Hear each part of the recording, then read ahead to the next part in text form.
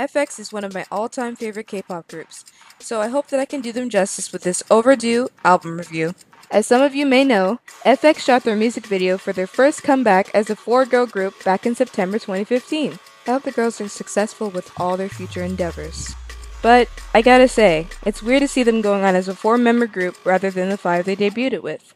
Disheartening as it may be, groups disband and lose members, and the situation isn't unheard of. Without further ado, let's get into the review from 2014's banger, Red Light. The review, track by track. Track 1, Red Light. The one and only single of this cohesive and artistic album is an effective and eclectic banger that will have you singing along to it in no time. It's a spicy and feisty step into an arena of boldness, garnished with its empowering beat and sharp vocals. At first, I wasn't too crazy about the song itself, at least not as much as the music video's aesthetics. But with a few more listens, I quickly warmed up to the track and have enjoyed listening to it ever since. The song begins with the ticking of a clock and a build-up of drum kicks, crossing over into something intense as the bass comes in. It has an almost eerie feel to it with a memorable melody and complementing harmonies. The drums are heart-pounding and the song draws you in with heady and enticing composition and vocals. Red Light is an intense introduction to FX's newer and innovative sound with mature vocals and lyrics. As to be expected, the song is supposed to be a double warning for both the subject of the song and the person listening to it.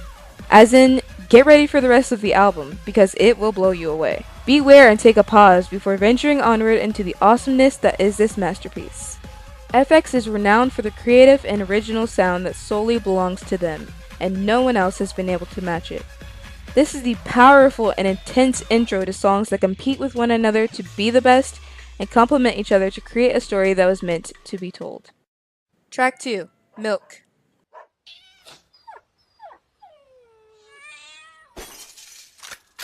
This track starts off with dogs barking, cats meowing, glass breaking, and a gun cocking to make you wonder what surprises are sure to follow.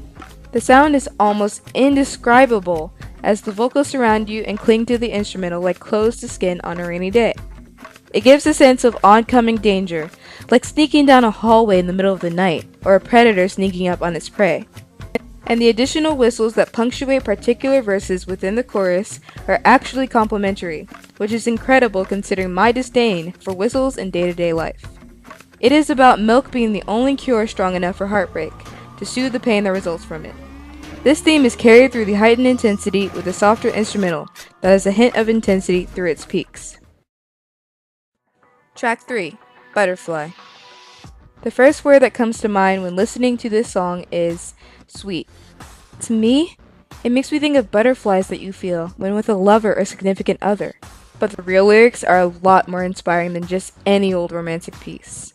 The lyrics are about flying and feeling free with that person, rising up like a beautiful butterfly and reaching maturity. The song's sound is warm, and it's almost as if it surrounds you. I don't know how else to describe it other than a lovely and sweet ballad that puts you at ease. It is my absolute favorite track just because it is as cute as the title would make you think it is, and it gives you a feeling of warmth and happiness. Track 4, Rainbow. They say that lightning never strikes twice in the same spot, and that they are one-hit wonders. In the case of the producer of this track, both of those sayings are untrue. The same producer of What's Up, Shut Up You has managed to make 2 great hits, the aforementioned and Rainbow.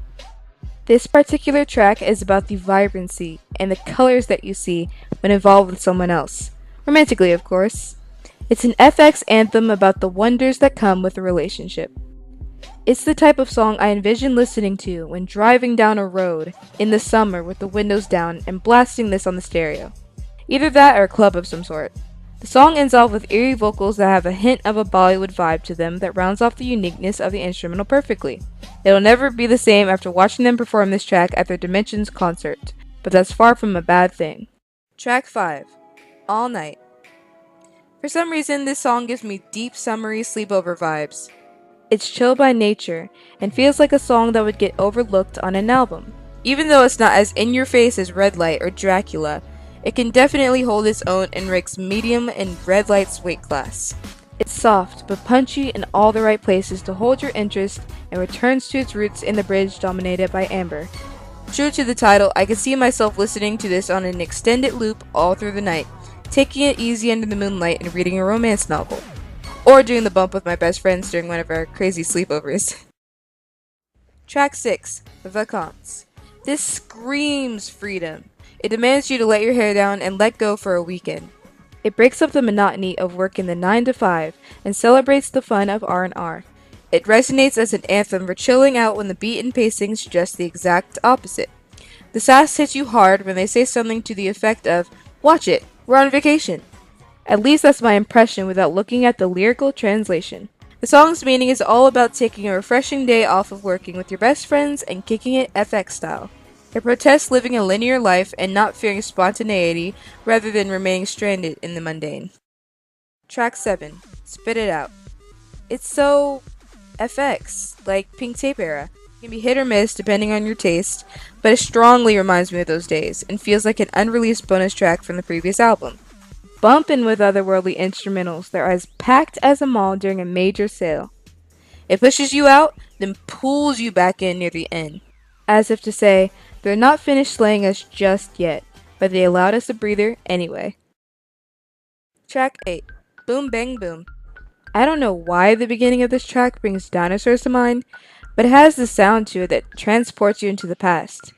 And it could pass for something straight out of Bedrock. While it's still on the bottom for me for the album as a whole, and reads more like an album filler, I'm mad appreciative of Crystal's line at the very end, which is pretty ironic for me to like it due to its praise for the track I dislike the most. Track 9, Dracula.